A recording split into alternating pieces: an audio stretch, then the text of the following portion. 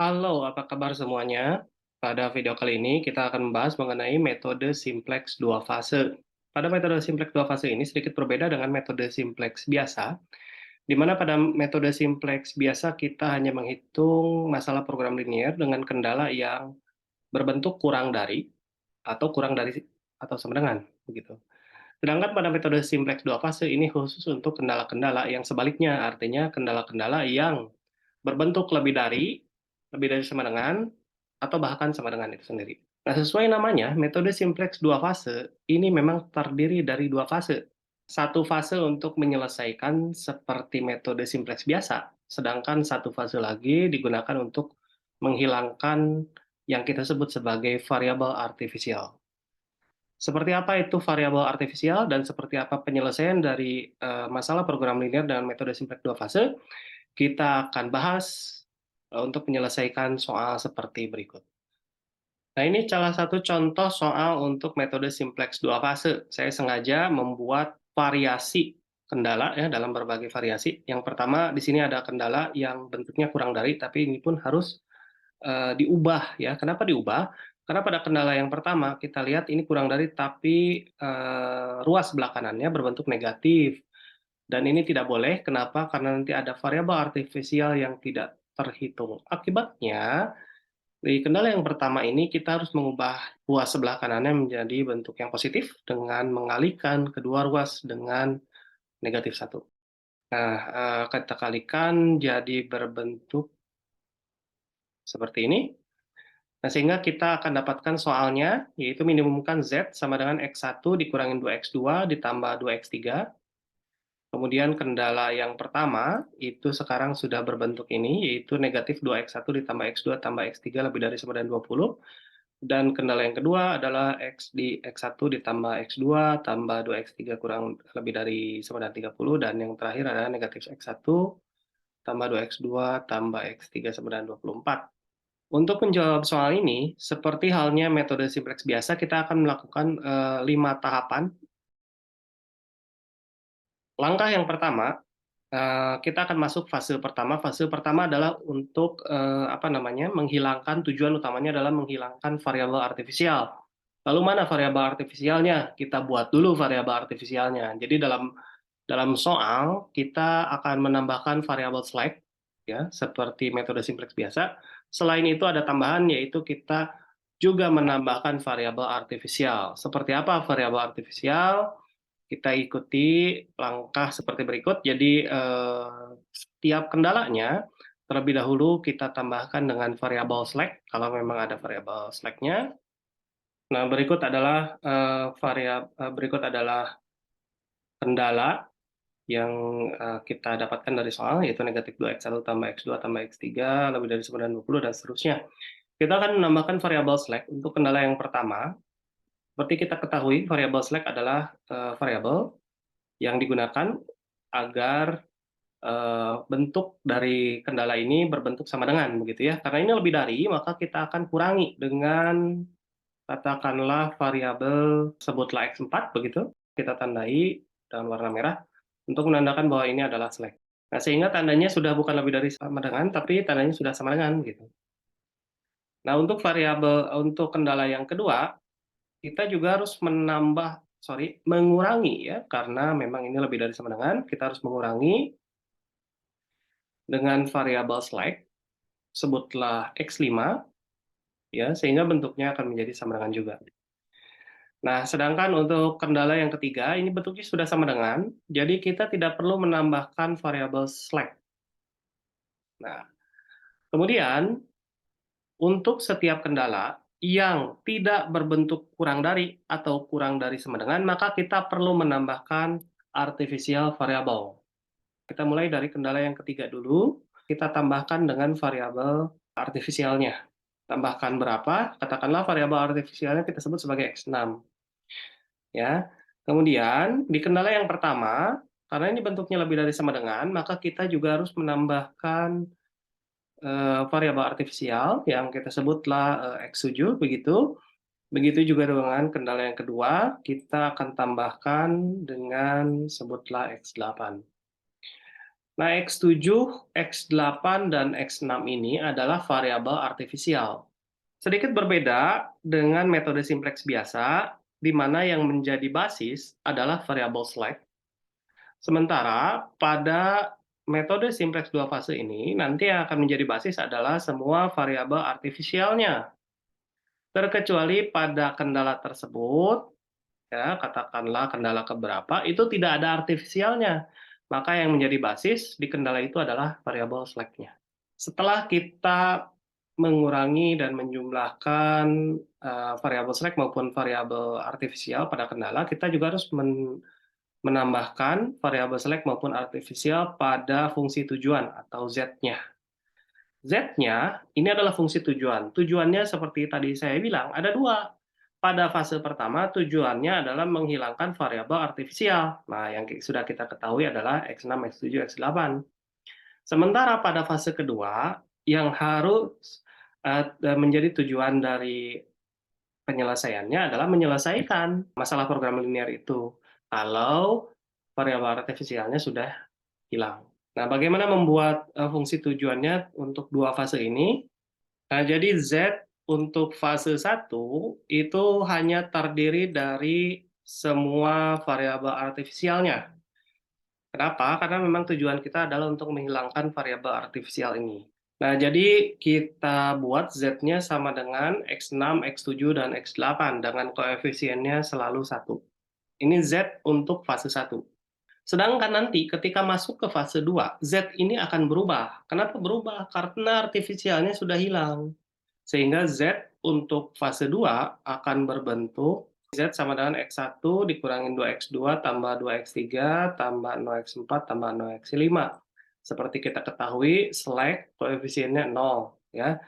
Nah, kemudian kita akan membuat ini dalam bentuk Z kedua Z ini dalam bentuk implisitnya.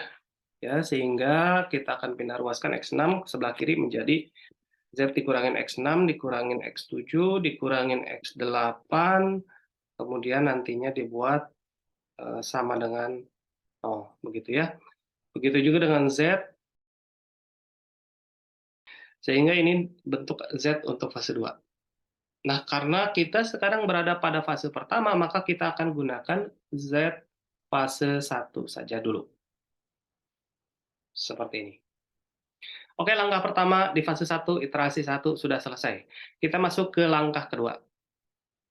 Ya, pada langkah kedua ini kita akan memasukkan, ya, membuat tabel simplex awal, sehingga kita akan memasukkan koefisien-koefisien yang telah kita dapatkan pada langkah pertama ke dalam bentuk tabel. Ya, tabelnya berbentuk seperti ini.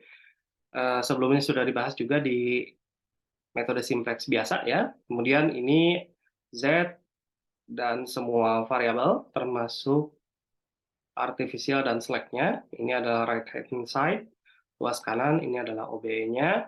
Z ini adalah diisi dengan basis, seperti tadi saya sudah jelaskan, basisnya adalah variabel artifisial, yaitu X7, X8, dan X6. Ya. Kemudian standar basisnya itu adalah 0, ya, atau kita bisa lihat di sini, ya, di bawah Z itu 0, ya, pada kolom Z ini. 0, 0, 0 nilainya untuk X7, X8, dan X6. Kemudian di Z baris Z yang ini kita akan isi dengan fungsi tujuannya, ya, yaitu koefisien Z adalah 1, X1-nya kan 0 ya. Nah, hasilnya seperti ini, X2-nya 0, X3-nya 0, X5 0, X6-nya seperti kita lihat adalah negatif 1, X7 negatif 1, X8 negatif 1. Dengan RHS, ruas sebelah kanannya adalah 0. Kemudian kita akan input juga koefisien untuk setiap variabel pada kendala, pada setiap kendala ya, artinya ini adalah negatif 2, 1, 1, dan seterusnya kita akan isi di sel yang ini. Hasilnya seperti berikut, sedangkan ruas kanannya hasilnya seperti berikut, begitu ya. Nah, tabel simplex awal sudah dibuat. Sekarang kita perlu menyesuaikan koefisien dari variabel artifisial. Kita lihat di sini pada baris Z, begitu. Ini untuk nilai dari X6, ya, sel yang ini negatif 1. X7 juga negatif 1, X8 juga negatif 1. Tetapi pada basis di sini X7, X8, dan X6 ini harus 0. Sehingga ini terjadi perbedaan, ini juga harus 0. Mana yang harus mengikuti? Apakah ini jadi negatif 1 atau yang baris ini yang jadi 0? Nah, ya, harusnya adalah baris ini jadi 0 karena menjadi basis standar ya. Oke, kalau begitu kita akan buat ini menjadi 0. Bagaimana caranya? Kita akan lakukan OBE. Dalam satu kali OBE, maka satu baris ini atau X6, X7, X8 ini harus 0. Bagaimana caranya? Sebutlah ini sebagai baris pertama atau R1. Ya, R1 ini akan dijumlahkan, karena ini kita punya negatif 1, kita jumlahkan dengan R4 yang isinya 1 ya. Ini negatif 1 tambah 1 kan 0. Ya, jadi R1 adalah R1 ditambahkan dengan R4. Kemudian kita akan tambahkan lagi dengan R2. Kenapa tambahkan dengan R2? Karena ini memang sudah 0. Tambahkan dengan R2 0, tapi kita lihat kolom dari X7. Ya, X7 juga punya masalah, yaitu ininya negatif 1 nih. Ya, jadi negatif 1 ditambahkan dengan R4, kan tetap negatif 1, tapi kalau kita tambahkan dengan R2, ini akan jadi 0. Maka kita tambahkan lagi dengan R2. Begitu juga dengan kolom X8, ini harus 0 juga, kita tambahkan dengan R3. Jadi dalam satu kali OBE, maka X6, X7, X8 ini akan jadi 0. Seperti apa hasilnya? Kita bisa buat di sini dengan rumus di Excel, kemudian kita tarik kiri kanan ya. Coba. Nah, saya membuat tabel baru di sini karena untuk sebagai perbandingan ya, begitulah pembuatan rumus nantinya akan memerlukan nilai-nilai pada tabel yang sebelah atas. Oke, perhitungan pada tabel berikutnya ini kita akan lakukan tadi OBE yang sudah kita buat rumusnya di atas, yaitu R1. Sebutlah R1-nya di sini, begitu ya, baris pertama ini akan berisi dengan R1 juga, yaitu yang ini juga, kita pilih yang di atas, ditambahkan dengan R yang keempat, boleh pilih yang di tabel pertama, boleh pilih tabel kedua, tapi saya pilih tabel kedua, tambah R4, tambahkan lagi dengan R2, tambahkan lagi dengan R3. Gitu.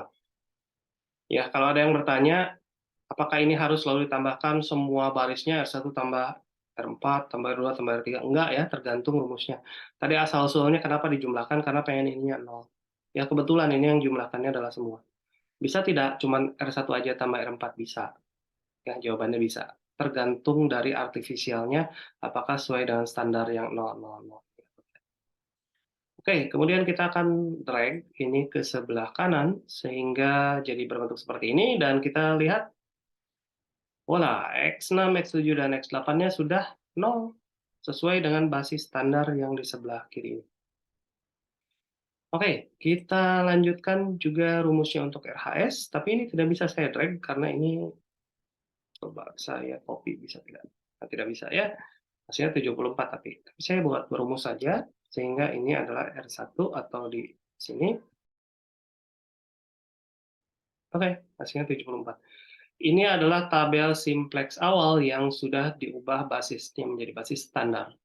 Nah, dari langkah kedua ini, kita akan masuk ke langkah ketiga.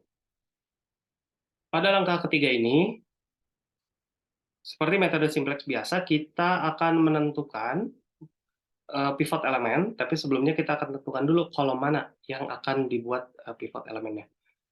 Oke, seperti kita lihat, Z-nya di sini kita ambil saja.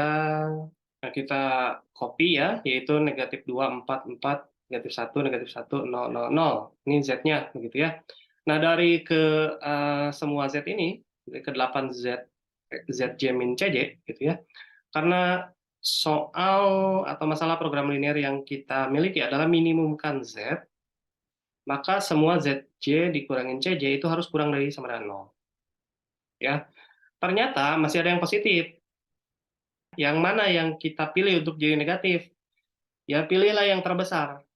Tapi kan ini nilainya sama, yaitu 4 dan 4 begitu ya. Ya sebetulnya kita bebas untuk memilih mau pilih yang mana, tapi utamakan yang sebelah kiri. Maka kita akan pilih ini kolom kedua ya, atau X2. X2 yang akan masuk menggantikan X berapa, saya tidak tahu, itu hasil dari langkah keempat nanti. Nah, pada langkah keempat ini kita akan menentukan pivot elemennya. Seperti pada langkah ketiga, kita sudah menentukan X2 sebagai kolom yang akan menjadi kolom pivot elemen. Ya, kita akan menentukan elemennya yang mana dengan cara melakukan pembagian dari ruas kanan terhadap koefisien dari kolom pivot elemennya. Ya, kalau di sini 20, berarti dibuat sama dengan 20 ini dibagi dengan 1. Ternyata yang paling kecil adalah 12. Ya, ini selalu pilih yang terkecil, selalu. Mau soalnya minimumkan, mau soalnya maksimumkan, selalu pilih yang terkecil. Artinya, baris inilah yang akan ada baris pivot elemennya. Kalau di sini, perpotongan antara baris pivot elemen dan kolom pivot elemen adalah 2. Ya. Sehingga 2 akan menjadi pivot elemennya. Dan X2 akan masuk menggantikan X6 sebagai basis. Nah, pada langkah kelima ini kita akan melakukan OBE ya dari langkah keempat dengan satu utamanya atau yang menjadi pivot elemen adalah ini ya, eh, kolom X2 dan barisnya X6. Di sini X6-nya sudah digantikan oleh X2 ya, kita copy paste saja semua nilai-nilai yang ada di tabel langkah keempat ini.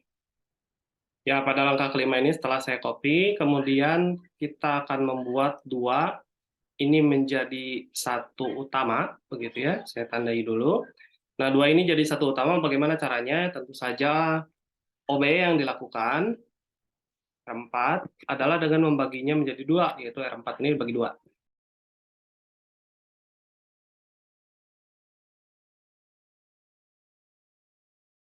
Oke, berikutnya adalah kita akan membuat semua yang di atas maupun di bawah pivot elemen tersebut menjadi 0. Ya, OBE yang kita lakukan adalah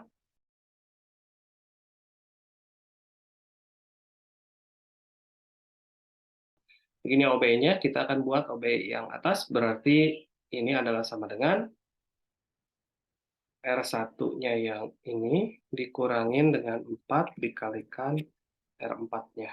Kita pilih, jangan yang atas, harus pilih yang bawah. Kenapa? Karena yang atas belum dibagi 2. Ya, kita pilih.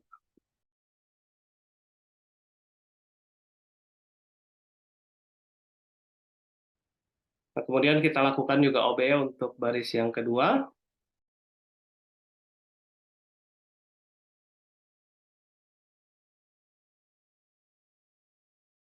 Dan yang ketiga.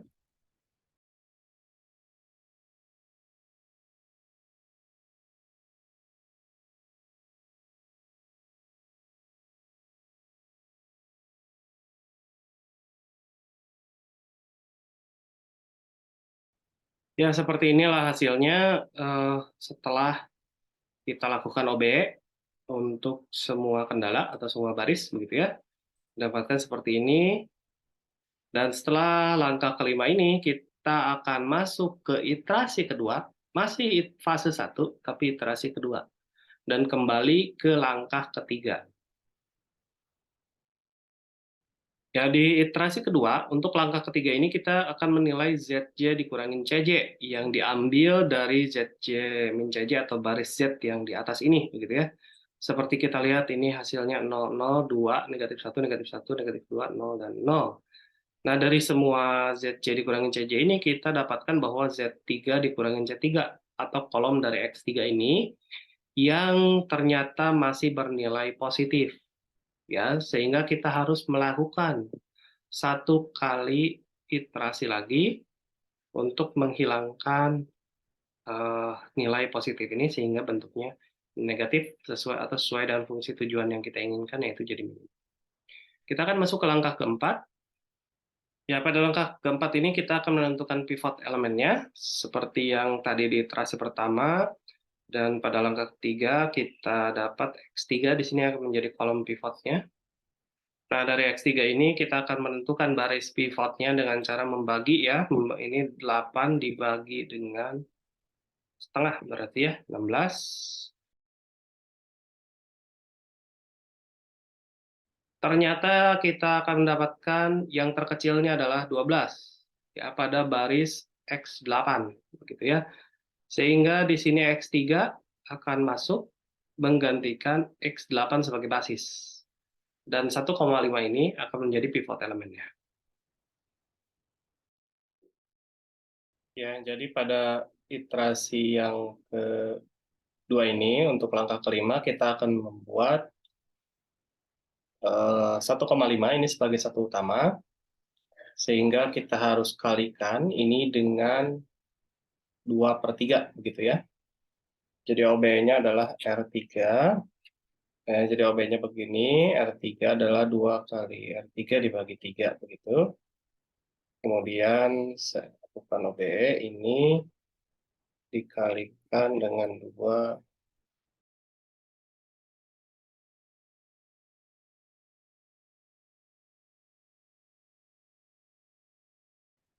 Ya, jadi kita dapatkan demikian dengan OB ini, kemudian kita lakukan juga OB untuk yang di atas maupun yang di bawah satu utama, ini juga harus bernilai 0, begitu ya. Nah, OB-nya untuk baris yang pertama adalah seperti ini, untuk baris yang kedua adalah seperti ini, dan baris yang ketiga adalah seperti ini. Sehingga kita akan lakukan OB untuk ketiga baris ini.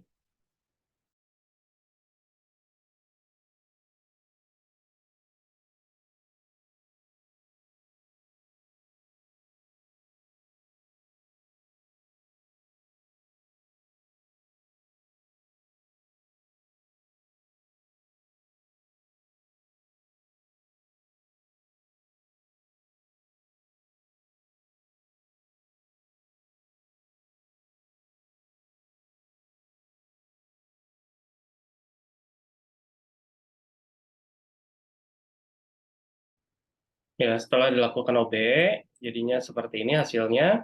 Ini satu utamanya. Dan setelah langkah kelima selesai, maka kita siap masuk ke iterasi ketiga ya, dengan melakukan pengecekan kembali ZC dikurangin CJ-nya. Ya, pada iterasi yang ketiga ini, seperti kita lihat, dalam nilai ZC dikurangin CJ, yang kita dapatkan ternyata pada baris Z ini, ternyata masih ada nilai yang bernilai positif ya. Ya, ZJ min CJ yang bernilai positif, yaitu pada kolom X5, begitu ya, 0,33. Lagi pula, di sini basisnya, pada basis memang masih ada variabel artifisial, yaitu X7. Ya, memangnya kenapa kalau masih ada artifisial pada basis? Tidak boleh. Jadi, kalau iterasi sudah selesai, maksudnya kalau ZJ dikurangin CJ semuanya sudah memenuhi ketentuan ini ya, minimumkan atau maksimumkan, tapi masih ada variabel artifisial, maka kita tidak diperkenankan untuk masuk ke fase 2. Kenapa? Karena artifisialnya harus habis dahulu. Ya, tapi kan ini sudah selesai. Kalau begitu, masalah program linear ini tidak memiliki solusi. Kalau memang demikian. Tapi ternyata di sini kan masih ada yang bernilai positif, sehingga kita harus menyelesaikan iterasi sepertinya satu kali lagi. Ya, pada langkah keempat, iterasi ketiga ini, seperti yang kita bahas sebelumnya, ini X5, ya, ini akan menjadi kolom pivotnya, karena ZC min CJ ini masih bernilai positif, kita akan menentukan baris pivotnya. Baris pivotnya kita tentukan dengan cara RHS yang ini dibagi dengan nilai pada kolom X5. Kita dapatkan 6, kemudian ini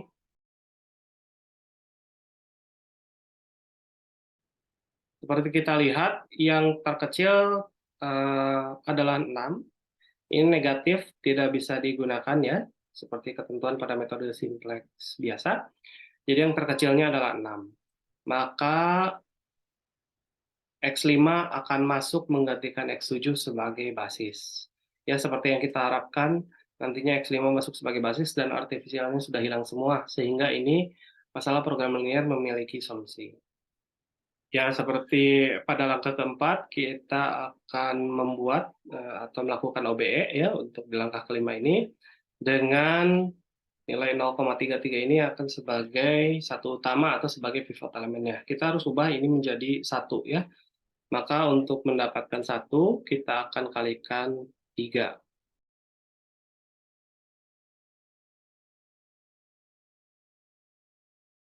Kemudian kita juga akan membuat OBE untuk yang di atas maupun di bawah 1 utama. OBE-nya adalah sebagai berikut. Nah, saya akan masukkan rumusnya ke dalam Excel.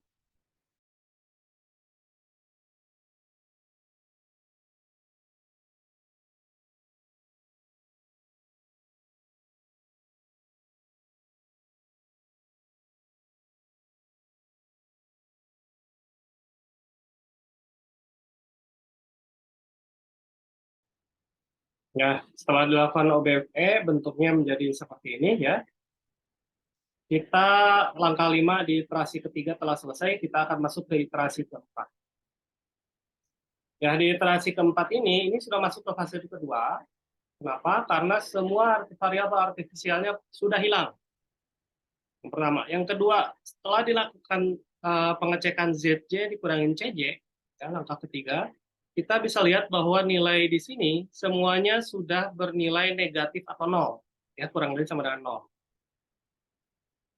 Sehingga kita sudah bisa masuk ke fase kedua. Fase kedua, di iterasi keempat, ya, kita akan menghilangkan semua variabel artifisial yang sebelumnya kita tulis, yaitu X6, X7, dan X8. X9 memang tidak ada ya. X6, X7, X8 kita hilangkan sehingga menyisakan variabel slack dan variabel yang ada pada kendala. Ya, jadi X1 sampai X5. Untuk semua nilai-nilainya termasuk basisnya, ini kita ambil dari iterasi ketiga, langkah kelima. Jadi tabel simplex terakhir yang kita miliki, kita ambil. Kita hanya menghilangkan X6 sampai X8 atau variabel artifisialnya saja. Termasuk RHS-nya pun kita ambil, ya, kita ambil yaitu 0, 6, 16. Seperti halnya di awal, sebelumnya kita menyamakan antara basis yang ada di sebelah kiri ini dengan basis yang ada di atas, yaitu X5, X3, dan X2. Seperti kita lihat, nilai X2 seharusnya 0, tapi ini 2. Kemudian X3 juga harusnya 0, tapi ternyata ini negatif 2, dan X5 ini harusnya 0, dan ternyata memang. Oke, maka dari itu kita harus melakukan OBE. OBE-nya seperti apa? Nah, jadi OBE-nya adalah R1 ini kita akan, supaya ini menjadi 0, maka kita akan dikurangin dengan 2 dikalikan R4, gitu ya. Dalam satu kali OBE, maka kita harus juga R1 ini dijumlahkan dengan 2 kali R3.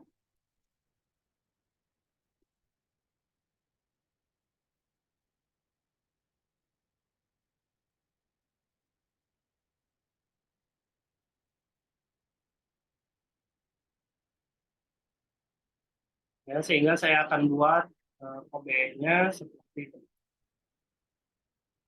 Kita akan lakukan OBE.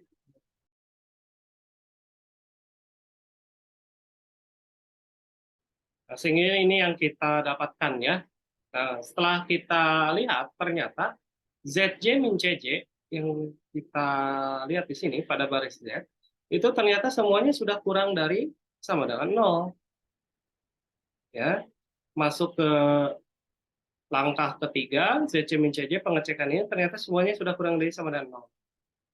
Ya, kalau kita nilai, karena semuanya sudah kurang dari 0, maka ini sesuai dengan fungsi tujuan kita, yaitu meminimumkan. Karena semuanya sudah kurang dari atau sama dengan 0, maka iterasi sudah selesai, termasuk di fase 2. Ini hanya kasus khusus, artinya bisa saja ini belum selesai pada soal-soal lain, sehingga kita tetap harus melakukan langkah-langkah selanjutnya. Ya, langkah keempat, langkah kelima, menentukan PE, kemudian melakukan OBE, dan seterusnya sampai betul-betul selesai sesuai dengan fungsi tujuan yang kita inginkan. Ini kebetulan saja langsung selesai. Karena sudah langsung selesai, maka kita sudah bisa masuk ke kesimpulan. Jadi kesimpulannya dari solusi dari masalah program linear tersebut, Z-nya adalah yang kita dapatkan dari tabel terakhir yaitu 24, Z minimumnya 24, dengan dengan X2 yaitu nilai ini adalah bernilai 4 dan X3 bernilai 16.